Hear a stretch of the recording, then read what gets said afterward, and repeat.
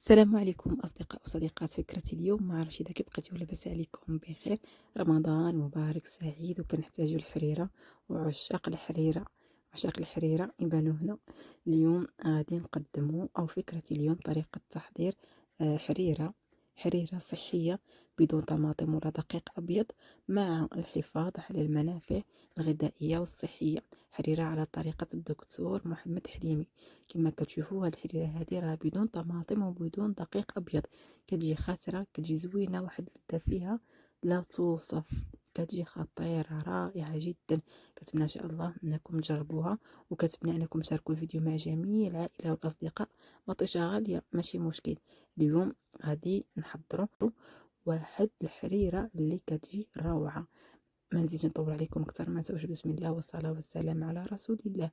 اول حاجه بالنسبة للحريرة ضروري كيكون فيها القطاني، يعني شوية متاع الحمص والعدس والفول. وهنا غادي نضيفو شوية من الكرفس اللي مقطع. العطرية درنا غير شوية متاع الخرقوم وشوية متاع الابزار صافي. وكنكبو هنا شوية متاع الماء طايب. غادي نجيو هنا غادي نضيفو نص كاس متاع الزيت المائدة، وغادي نضيفو واحد الحبة تاع البصلة متوسطة، وغادي نديرو هنا حبات نتاع خيزو او الجزر.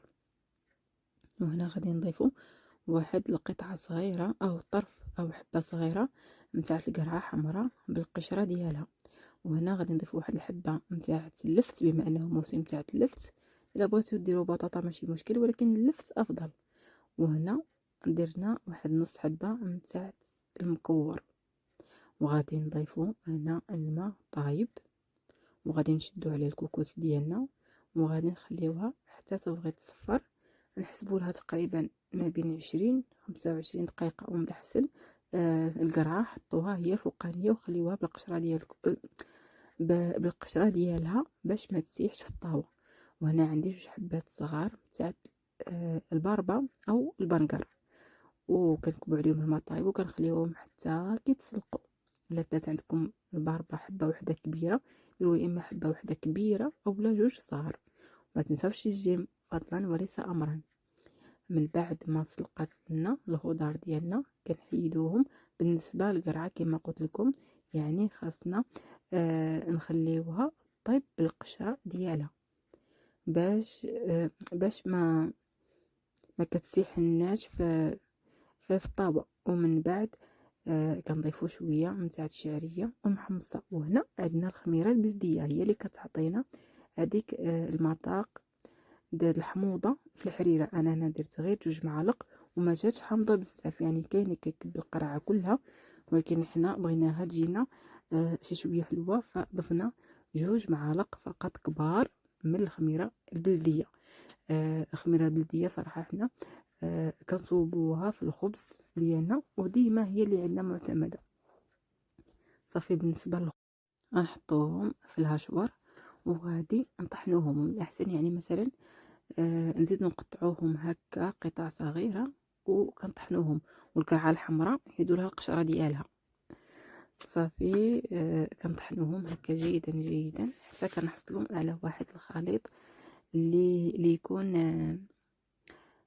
مطحون هكا مزيان.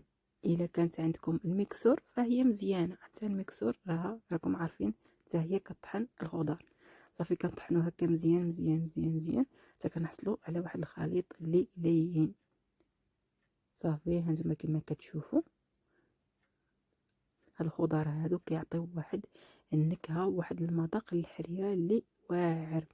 وبالنسبه للباربه حتى هي نفس القضيه، حتى هي كنقطعوها وكنطحنوها بهذاك الماء ديالها حتى كنحصلوا على واحد الخليط اللي سائل كما كتشوفوا، او بحال العصير نتاع الباربه.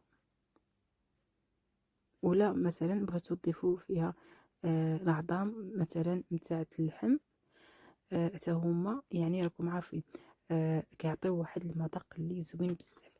هنا الشعريه من بعد ما طابت لنا كما كتشوفوا غادي نضيفوا لها الخضار اللي طحنا. غير ضيفوا هاد الخضار هادو عرفتي راهم كيعطيو واحد المذاق زوين بزاف. وحتى فاش كيكونوا كيتسلقوا مع القطاني في الطاوه غادي تشموا واحد الريحه زوينه بزاف في الدار نتاع الخضر. وكتجي الحريره هذه صحيه احسن من الحريره نتاع الطحين اللي كتجي ثقيله. وحتى الا كانت صبحات لكم مثلا في الصباح الحريره ديال الطحين، الا كانت صبحات في الصباح كتصبح ثقيله بحال الفلو وملبطه. بالنسبه هنا ضفت معلقه كبيره نتاع القزبور مدقوق مع الملحه. راكم عارفين في الاول ما ضفناش الملحه، تالي عاد دقيناها مع القزبور، يعني الملحه مدقوقه مع القزبور صافي. وغادي تقولوا لي بلي راها صفراء، يعني كيفاش؟ بالنسبه للحريره السر ديال اللون ديالها اللي حمر فهو هذيك الباربه، هو العصير بتاعه الباربه. كما كتشوفوا هاد الحريره هذه راها روعه زوينه بزاف بزاف بزاف، خاصها غير اللون. وحنا ما غاديش نديرو فيها مطيشه، فالسر ديالها هو هاد الكاس نتاع البرغر او الباربه.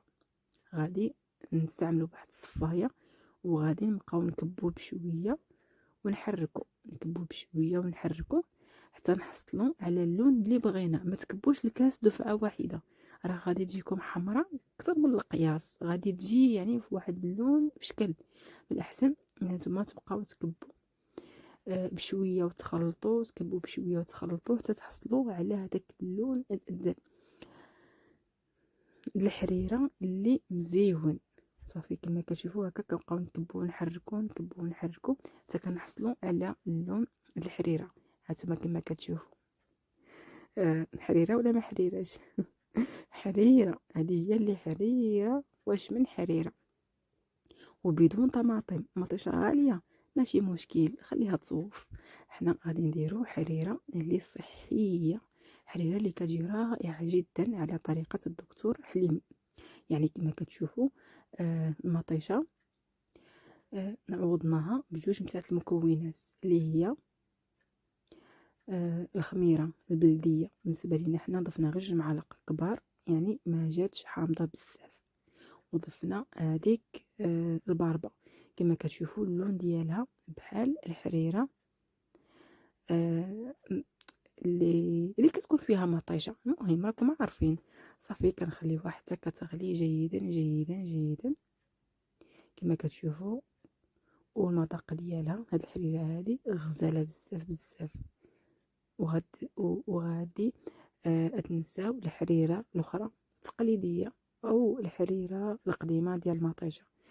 كما كتشوفوا هذا هو اللون ديالها، اللون ديالها والمذاق ديالها خطير جدا. هذاك المذاق ديال الخضر كيجي رائع جدا جدا. يعني هذه هي اللي غادي تنفعكم في رمضان واللي غادي تكون معتمده عندكم في رمضان.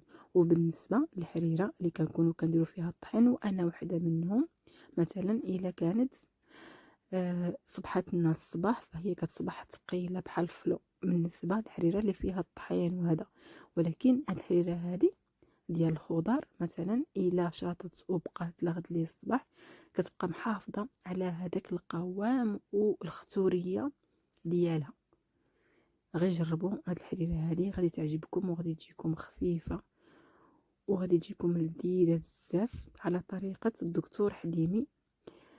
طبقت جميع المقادير اللي قال وحتى من الخضار كلهم درتهم كما هو، يعني كما هما، ما نقصت حتى شي حاجه الا الخميره البلديه اللي درت غير 2 معالق كبار فقط، ما درتش القرعه كلها، درت غير 2 معالق كبار فقط. وبالنسبه للحريره الحامضه الناس ديال شحال هذه كيقولوا لها الحريره الحامضه نسبه للخميره البلديه اللي كتعطي الحموضه.